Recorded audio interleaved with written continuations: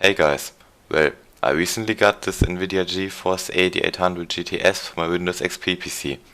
The only problem was, it's broken. It would only give out a picture as long as there was no kind of driver loaded, and therefore none of its capabilities were used. So not quite that usable for gaming. If a driver was installed, it would just give me a black screen. And no, this isn't a driver problem.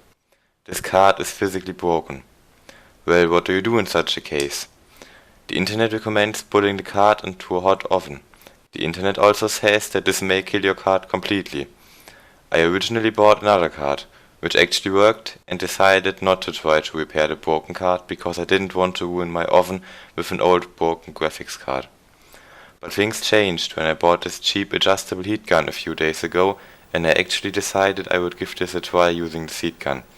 So in this tutorial/experiment video, we are going to find out if this method will work for this card.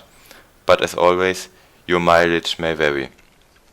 So let's have a quick look at the tools needed for this repair. You are going to need the graphics card, some thermal paste and thermal pads to replace the old ones, if your card had any, a screwdriver to take the card apart, and a heat gun, obviously. A magnetic parts tray for all the screws might also come in handy. We firstly have to remove the heatsink from the GPU. To do this, we just remove every screw from the back of the card, and also the screws on the PCIe bracket. Then you should be able to lift the heatsink off the GPU, which might require a bit, but only a bit, of force. After cleaning both the GPU and the heatsink from the thermal paste and the thermal pads, we are ready to get the heat gun out. So let's have a look how this will go. So we're here in my workshop right now, and I guess let's just have a go. Let's plug the heat gun in and turn it on. So yeah, the heat gun is set to 400 degrees now, but I guess I'll just put it to 350 degrees Celsius. So this should be pretty nice. It's hotter than an oven, so it should work a bit better.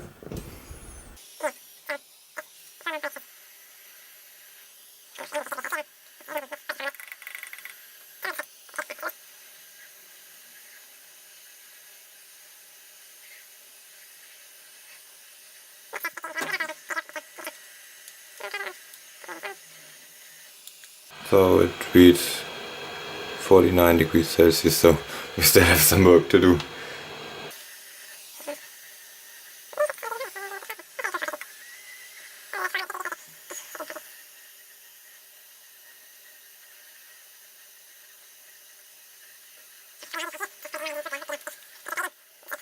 Oh yeah, we are at 67 now.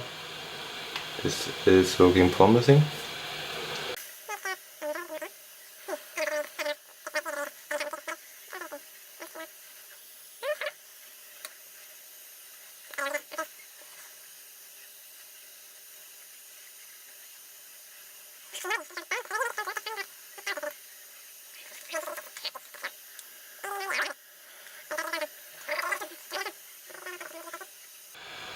Nothing melt to the metal below. This would be pretty bad. The card would be stuck on this piece of metal. What would make for a good case mod maybe? So I guess...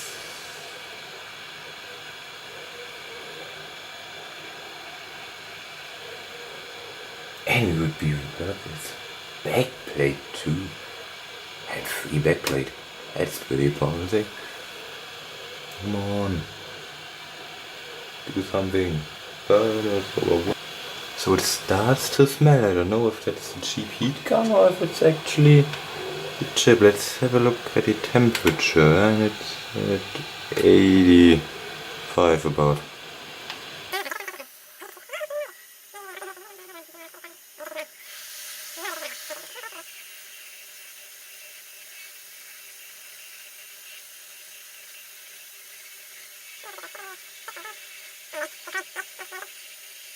I hope no more of the chips will float away.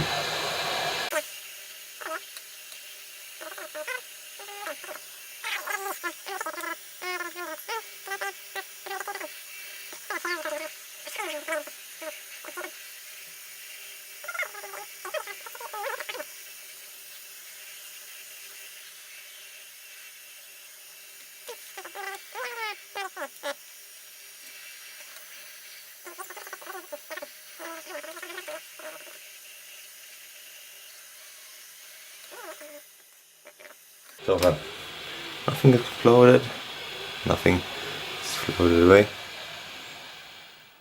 So the graphics card has cooled down a little and it's still hot, but I'm able to touch it, so I guess let's just put the heatsink back on. So I still have those 2 thermal pads left from my other project, so I can just put them on. And the other one I still have to cut 8 of them. I can also do this on camera. There we go, they don't have to match the size of the chips perfectly, but they should cover most of them.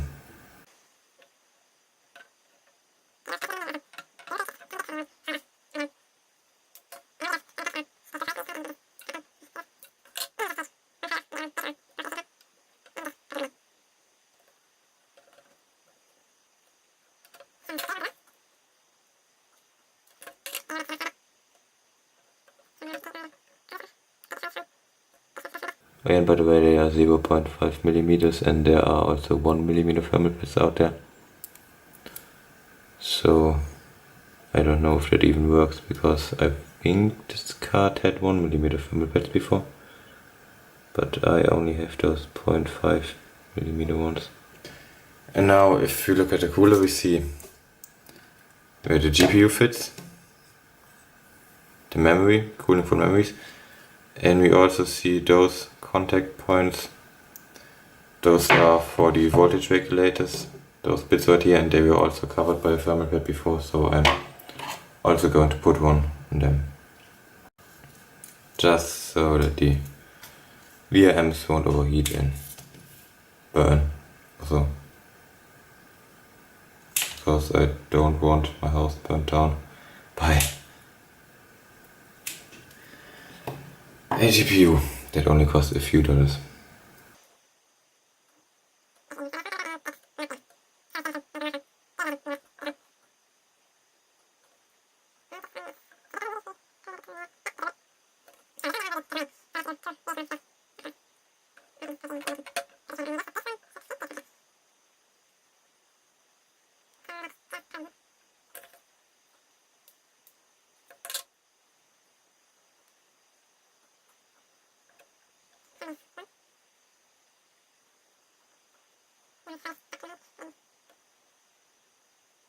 And there goes the last thermal pad. So now that they are all mounted up, we have to put some cheap thermal paste on the GPU, so this won't overheat. Let's I don't know, this should be maybe fine, I hope.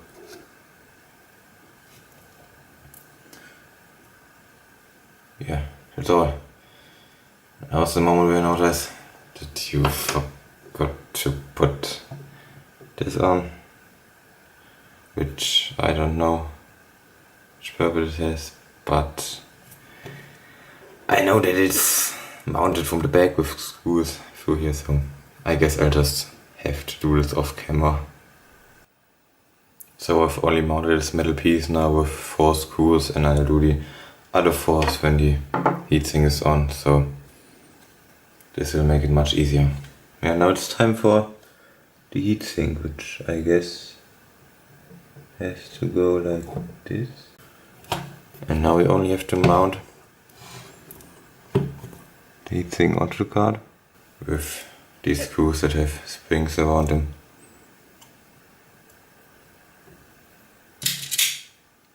Those, so they will push the cooler, the heatsink, against the GPU and the RAM.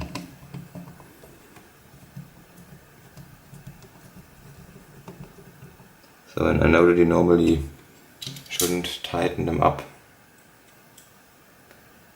at first, but I really don't care about this GPU.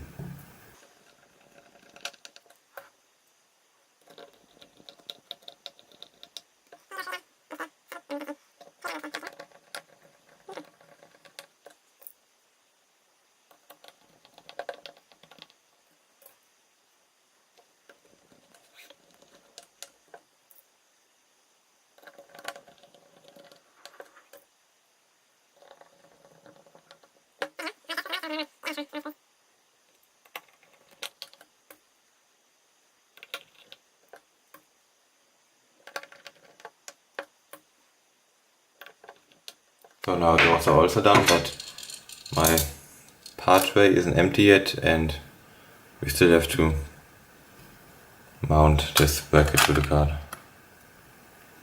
so that we can mount this in a PC later on and at least see if it works.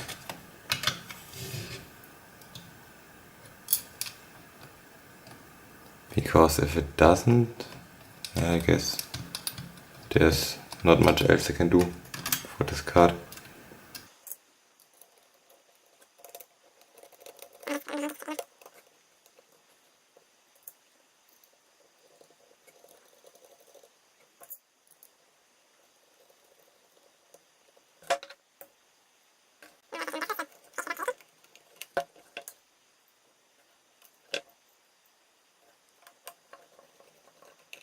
So this looks like a pretty good graphics card now, but we still have to mount a screw up there.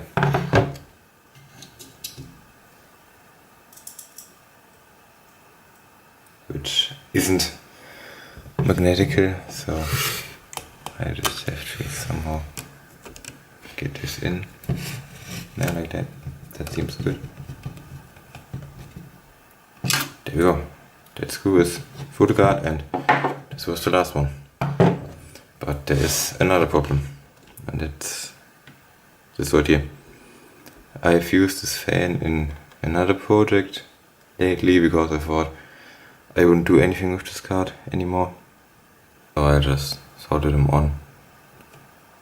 Back in my workshop I quickly noticed that the wires from the fan wouldn't stick to the PCB of the graphics card. But this was an easy fix. I just soldered a piece of wire to each of the pins on the card and then I soldered these wires to the wires coming from the fan, which strangely worked just fine. After that I used some heat shrinking tube and the heat gun from before to insulate the solder joints. So pretty much the only thing that's left to do now is to put the card into the PC and see if this works. So let's plug it in. Put one screw down.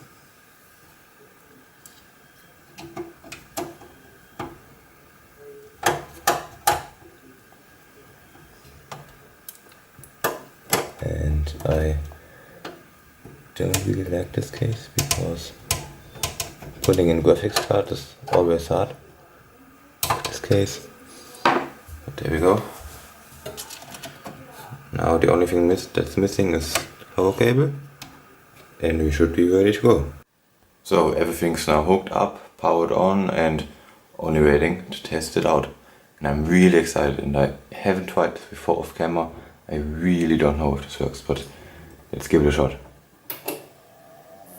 Okay, something is powering on. Let's also turn the screen on. There we go. No, it's not now. Okay, that's good, but we were so far before. Also, the graphics card was capable of doing this. Now it's getting really interesting. Oh my god. It's actually working. It's working. We weren't that far before. The graphics card would only give a black picture. And there's Windows XP booting up. This is so great. So this GPU is really fixed, even though mouse and keyboard combo isn't working, but that's not a problem. This will be working after the drivers are installed. This is so great. The card was just outputting a black picture. Yeah, and it tells us that support has ended over 3 years ago, but this PC isn't even connected to the internet right now, so I'm just going to close this and wait for Windows to boot up.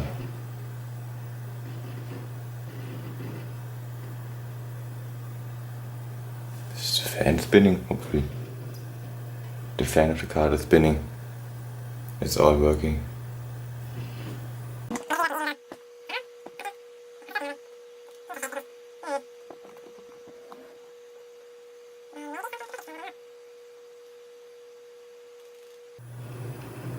There we go.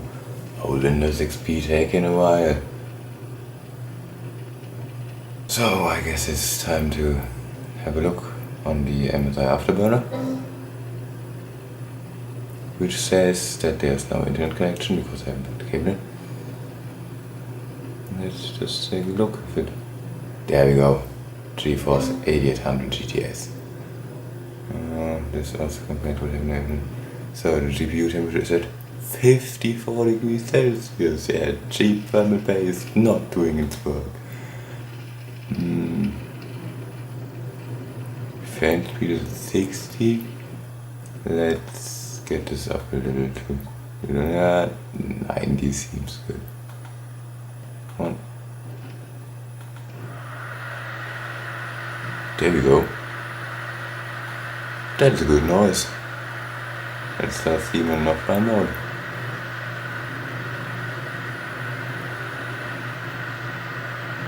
And it isn't even as loud as I thought it would be. Like my GTX 770 is very loud, around 100%. That's nothing. I could play like this all day. It's about as loud as an old PS3.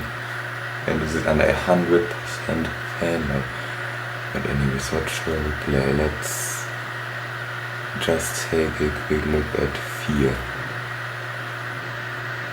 And as you can see, the HEATGUN has actually fixed the graphics card. I can't believe it. Just like 20 minutes of work and it's back working. Is this sound normal? And now I guess it is.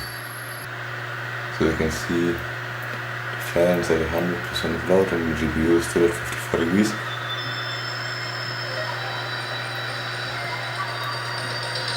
I can't really see that. I guess. Still 54 degrees Celsius, so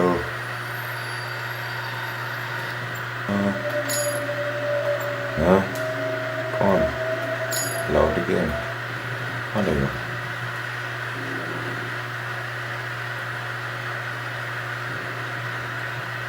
The card is still at 54 degrees Celsius, but it's working so far, so that's good.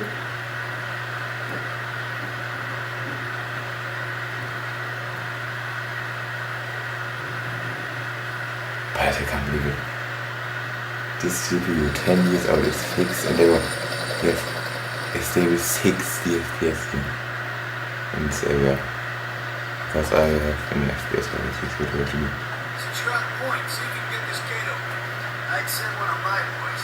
That'd be a specialist for this one. Oh, we're saying? Oh, okay. Find gate controls and open gate. Find that gate control yet? That's at 60 degrees Celsius now, that is not a problem. I don't know what you have to do, and I guess that I see you on the benchmark, so subscribe if you want to see the benchmarks of this GPU, and maybe you can even overclock it a bit, so stay tuned and subscribe.